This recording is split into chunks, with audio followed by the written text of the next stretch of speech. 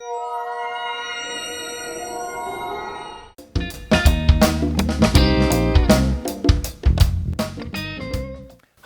I'm Dave Crane, and I'm going to be guiding you through a visual and sonic tour of Universal Audio's plugins for Roland's VS system.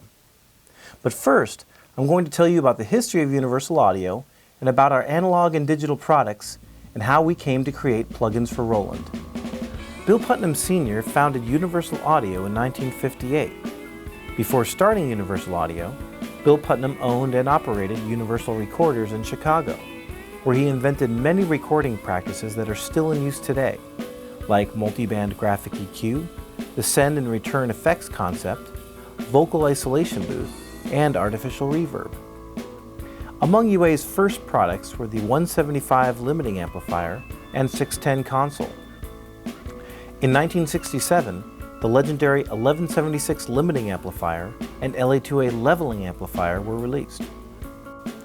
In 1998, Bill Putnam Jr. and his brother Jim, both active musicians and audio engineers, planned and executed the rebirth of Universal Audio. The first products to market were exact replicas of the 1176 and LA-2A compressors. Other products soon followed, including the award-winning 2610 stereo tube mic preamp and the award-winning 6176, a combination of the 610 mic preamp and 1176 compressor. All of our products are made in our facility in Santa Cruz, California. On the digital side, UA's UAD1 DSP card and software has set the standard for quality in plugins.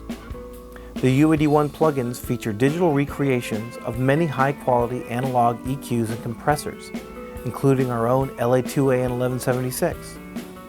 The 1176 and LA-2A plugins have been ported to Pro Tools as well, and have been used on countless high-profile recordings. Now, users of Roland's VS series of workstations can enjoy the same 1176 and LA-2A plugins other audio engineers have been using for years. These workhorse compressors are valuable on many mono and stereo sources, as I will demonstrate, starting with the 1176. The 1176 LN is the ultimate in emulation of analog gear. In fact, we prefer to call it a digital recreation. It sounds so close to the hardware. UA modeled every nuance of this compressor, from transistor to transformer. Our engineers were able to preserve the ultra-fast attack and release times, as well as the program-dependent compression that is the real personality of this compressor. I'm going to use the 1176 on a stereo drum kit. Here is what I have now.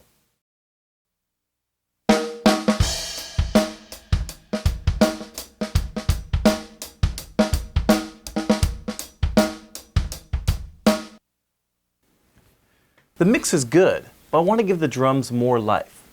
By compressing something loud like drums, the sound of the room, which was masked before, will now become much more audible. Here's the same drum kit with some moderate compression.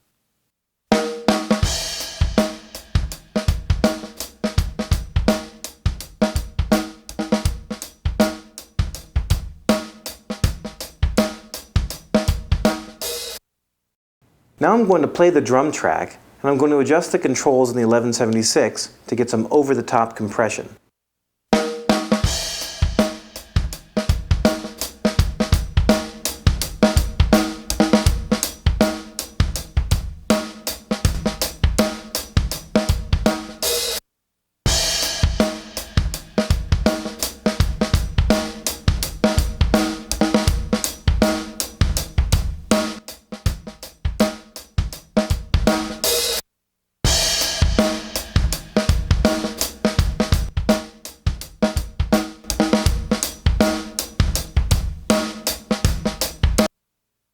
There's another trick you can use to achieve over-the-top compression.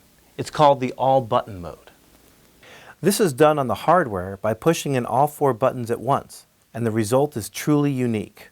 On the plugin, it can be done by clicking the All button in the bottom section. Here's the drums dry.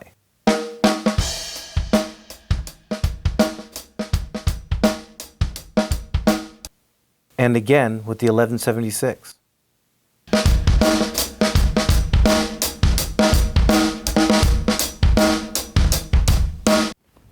The 1176 also sounds great on electric guitar, as you can rein in as much dynamics as you want, but still leave the transients of the picking. Or you can totally squash the guitar, but it still sounds good. The 1176 has been adjusted so it lets the picking through, but the overall level of the guitar is even. First, let's hear the dry track.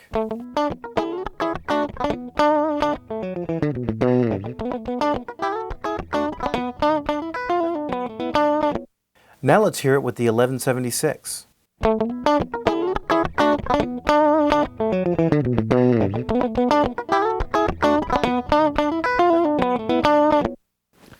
The 1176 can add more volume and punch to your mix when used as a limiter. First, insert the 1176 across the master bus. Then set the ratio to 20 and set the attack and release fairly fast. Turn up the input gain to the point where you are getting just 1 to 2 dB of compression and maybe 3 dB on the loud peaks. Then turn the output up until just before the peaks go into the red. Here is the mix dry. And here it is with the 1176.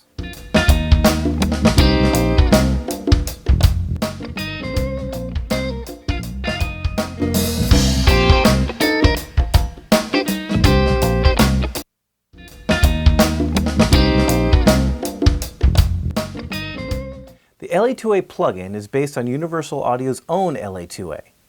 The LA-2A has a long history of being the go-to compressor for vocals, bass, and acoustic guitar, or anything requiring smooth, transparent compression. This characteristic is due to our precise emulation of its optical cell compression element and its multi-stage release. The LA-2A, like the 1176LN, also utilizes program-dependent compression. The LA-2A is very simple. It has a gain control and a peak reduction control. I like using the LA-2A on bass, as its fixed attack and release times fit very well for most styles of bass. It works so well, you don't really hear the compression, but the meter lets you know how much compression you are applying. Here's the bass dry.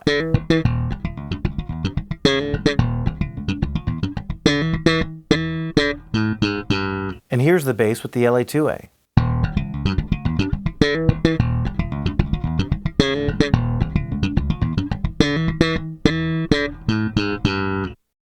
For the same reasons, the LA-2A works great on acoustic guitar.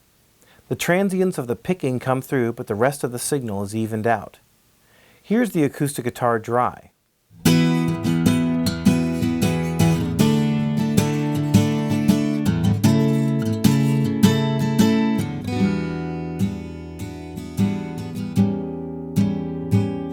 And here it is with the LA-2A.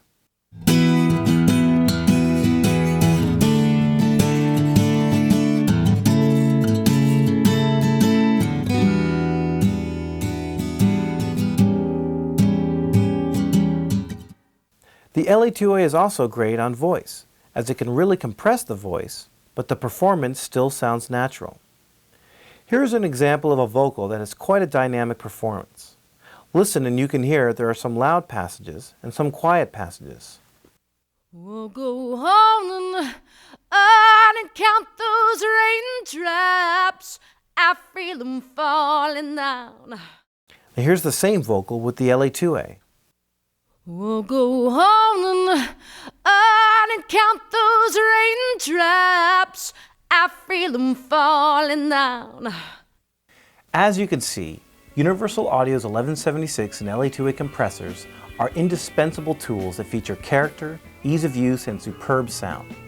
Furthermore, they have been time-tested by thousands of engineers, from project studio hobbyists to Grammy Award-winning professionals, and they all agree that when it comes to analog emulation, Universal Audio is the undisputed leader.